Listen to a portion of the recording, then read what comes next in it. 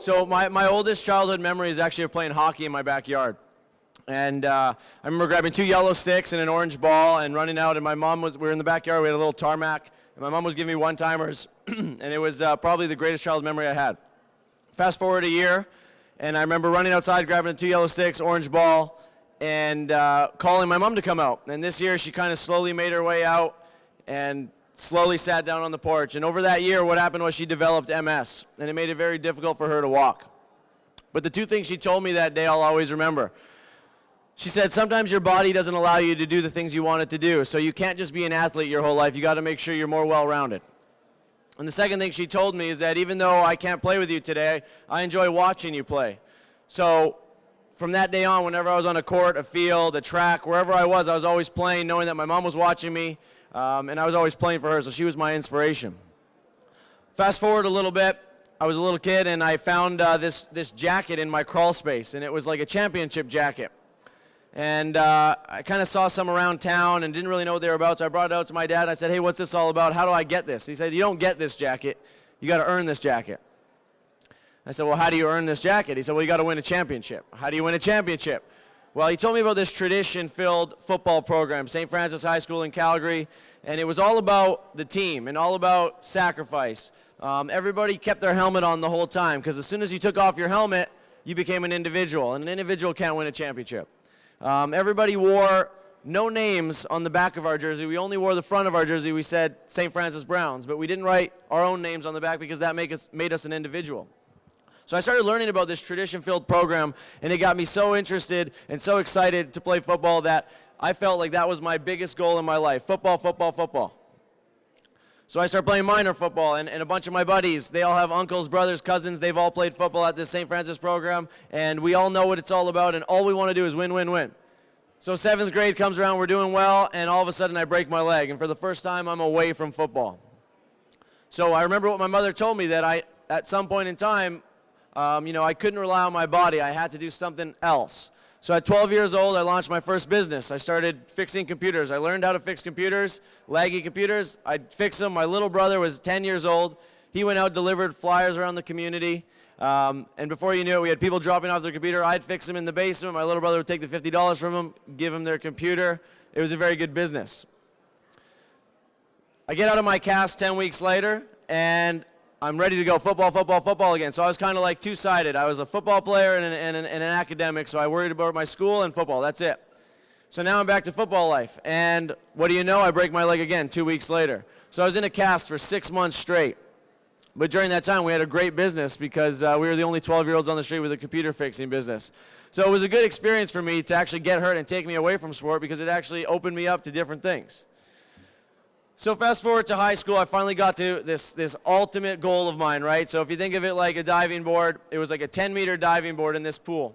And it was to win this championship. I wanted to win this championship, nothing more. So first game, we win. Second game, we win. Third game, we win. We go all the way through our whole first season. We win every single game undefeated. We win our championship jacket. We finally achieved the greatest goal of all time.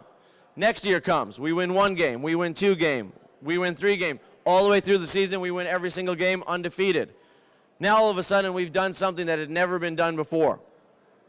We had surpassed the 10-meter high dive that we all wanted our whole lives. We actually built like a 12-meter high dive. We pumped it up so much in our heads, we built a 12-meter high dive.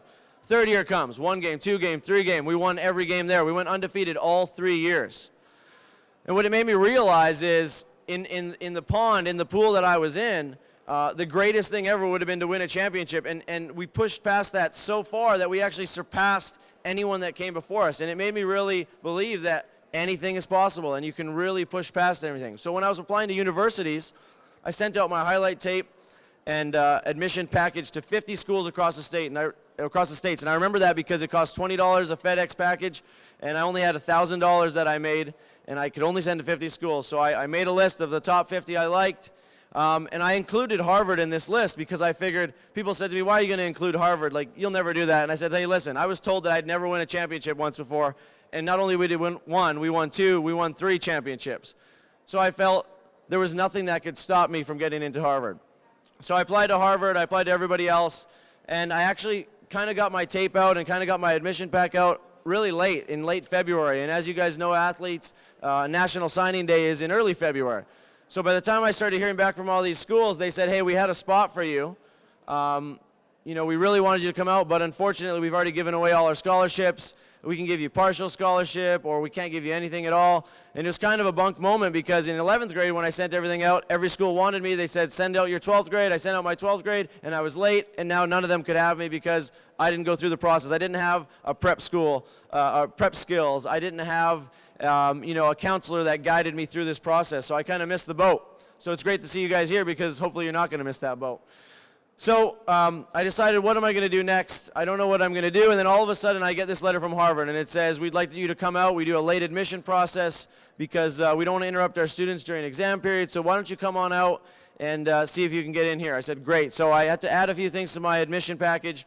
It was about 100 pages long. I got to Harvard. I'm sitting down in this room with 27 people around a square table. They're asking me all types of questions like, what's your academic background? What's your volunteer background? You know, what's 17 times 19? And you can't just sit there and prepare for this interview because they're going to see right through that. And they try to break you by asking you random math questions in the middle of it so that you actually become who you are in the interview and you don't just sit there regurgitating stuff. So anyways, I get out of that meeting, didn't really know how I did. 2 weeks later, I opened up this piece of mail from Harvard, and it says, we regret to inform you, you have not been admitted into the class of 2005 into Harvard. So now I'd missed all the boat for all the other schools. I missed Harvard, and I was kind of high and dry. I had choices across Canada and some choices across the States, but really none of them resonated with me. When I had visited Harvard's campus, it was something that I really wanted to do. It was everything I was you know, aiming for. So I said to myself, maybe I got to try this again.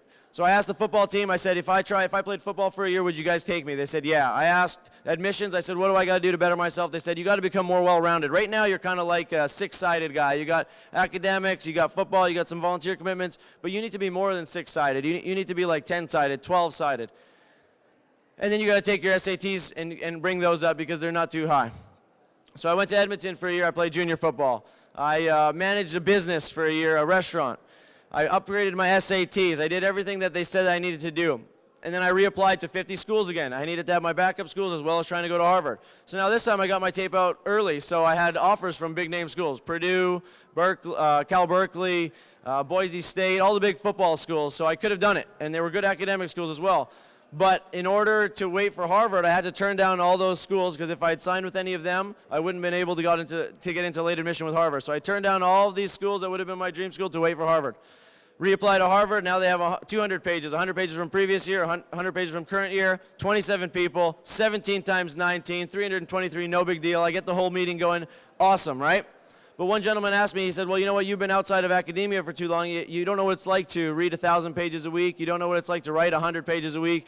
You don't know what it's like to do 2 problem sets a week. He said, I don't think you're going to make it. So sure enough, 2 weeks later, I open up this letter from Harvard, and it says, we regret to inform you, you have not been admitted into the class of 2006. So now I have 2 awesome letters that tell me you're not good enough. But in my head, I thought I'm good enough because one time, you know, I was told I could never win a championship, and I won not only 1, I won 2, I won 3 championships. So these guys might not think I can do it now, but I can do it again. So 3rd year comes around, and actually admission at Harvard said, just move on. No one's ever tried 3 times. Football said, just move on. But I was set. I thought I'd never going to be able to speak in front of thousands of people about a story about how I just about got into Harvard. I thought that would be kind of a boring story. So I should probably figure out how to actually get into Harvard. So I called the top 25 schools in the States that were prep schools that had admitted students to Ivy League schools over the past 10 years. And I told them my story, told them what I was about, and finally I got into a school in Ohio. So I went to Hudson, Ohio for a year. And now when I was building my resume again to get into Harvard for the 3rd time, instead of just checking off boxes and making this sort of resume that was just predetermined, kind of like one of those meetings where you kind of know already what you're going to say, a pre-engineered meeting, I was actually just taking things that might kick my butt. I was taking like zoology classes, advanced math classes, and I was taking things that were challenging me and that I wasn't going to get a perfect grade in. When I was actually trying to get into Harvard, the admissions officer told me that 35,000 students applied to Harvard and 20,000 of them had a perfect GPA, perfect SAT, and played a stringed instrument. So all those things that you thought might have made you different in your small pool or made you unique in your small pool actually made you the same as thousands of other kids trying to apply for the same position. So what I think happened over that year is I started really doing things in the community that were meaningful to me, not just making a resume. I started doing things in academics that were meaningful to me. And sure enough, I show up to Harvard again for the third year. Now they have 300 pages of application, 27 people, 17 times 19, 323, no big deal, I got this. And they said to me, listen, if we let you in, will you please just stop sending us applications? So finally, after the third attempt, I got into Harvard. That's applause time, guys. You can give me applause there. Thanks. So just quickly, what happened when I got to Harvard was the quickest thing you want to do when you get to Harvard is actually figure out a company that's so wildly successful that you can actually leave without graduating, right? Mark Zuckerberg, Bill Gates, these are big companies, right? So I get to Harvard and I'm trying to, because now my whole life I was trying to get to Harvard, and now I've got there, but now you're the same as everybody else in this pool. So how do you make yourself better? How do you make yourself a higher diving board than everybody around you? So over the 4 years I was at Harvard, I had 3 shoulder surgeries. Every time I had a shoulder surgery, I started a new company. 1 in sales, 1 in finance, 1 in architecture. And unfortunately, I had to graduate from Harvard because I couldn't come up with a company that was great enough to leave. The one thing that I did do, though, is halfway through, I changed my degree to architecture, and I decided to cross-register at MIT. So I figured if I went to Harvard and MIT, I could say nana and a boo-boo to all my friends at Harvard that I was better than them in some way, and I'd climbed a higher diving board than them. So that's what I did for that last year. So where does that put me today? So during my process of getting into university, I kept adding sides to myself, right? From a 2-sided piece of paper, I was football and academics, and then I sort of got volunteer work, and I became 6-sided. And then Harvard said, yeah, you just looks like you're just the same 6-sided as everybody else is. And then I reapplied, and I kind of made myself 10-sided. They said, yeah, you're just the same as everybody else. What's making you different? Yeah, your grades are fine. Yeah, you do soup kitchen. Yeah, you do all these things that everybody's doing. You had to do something unique. So the third time, I actually made myself kind of like a geodesic dome, like almost a sphere with so many different sides that I was never relying on one thing in my life, never relying on athletics, never relying on just academics. Everything came together. And I carry that through today. So now where am I at? I mean, I still play professional football, so I get to play football at the highest level. I have a wealth management practice at the nation's largest firm.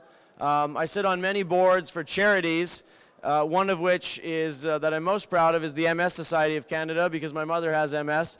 So in many ways, what I formed becoming to get into Harvard, and while I was at Harvard, really formed who I am now today. And in fact, the journey of getting into Harvard and the journey you guys are going down right now is actually very important. It's not just an end goal of getting to whatever university you want to. So when you're looking at whatever university you like, make sure you get on campus, you feel the campus, you feel a sense of pride on that campus before you've even been admitted into the school. That's how you know you're in the right place. And really, in the end, all of these degrees, we're just trying to get a piece of paper to hang on our wall. And in many ways, it doesn't matter where that piece of paper comes from, but what matters is that you enjoyed and you were very passionate about what you were doing when you were at that university, because that passion will spring forward into whatever you do beyond university. And you don't want to be burnt out when you leave university. You don't want to be dreading the last 4 years you had and entering the workforce. You want to be excited and happy. So make your choice based on what you feel inside. Try to get to the campus if you can and feel it out. And make sure whatever you do, try to be a geodesic dome.